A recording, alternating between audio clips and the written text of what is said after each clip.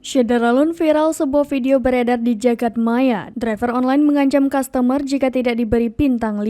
Dalam video yang beredar, seorang penumpang membagikan kejadian kurang menyenangkan yang dialaminya ketika naik taksi online. Sang driver taksi online terdengar meluapkan amarah dan bahkan mengancam akan mendatangi rumah customernya jika diberi bintang 1. Penumpang perempuan itu menjelaskan kronologi ketegangan antara dirinya dan sang driver dari awal. Perempuan itu mengatakan bahwa kejadian berawal dari masalah rute. Ia mengungkapkan jika tujuan yang dituju yakni BSD Gading Serpong.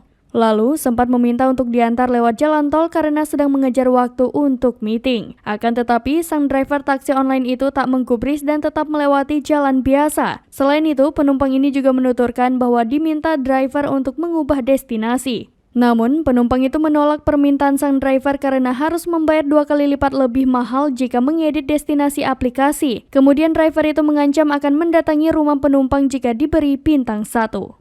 Dan lagi-lagi gue selalu ditanya, mau naik tol atau naik jalan biasa?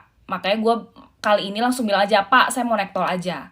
Terus bapaknya bilang, oh naik tol itu bla bla bla bla bla gitu. Saya nggak bisa nih, harus ngikutin jalan yang dikasih tahu sama di aplikasinya. Kalau nggak ntar saya kena suspend. Jujur gue kaget, karena selama ini gue selalu ditanya.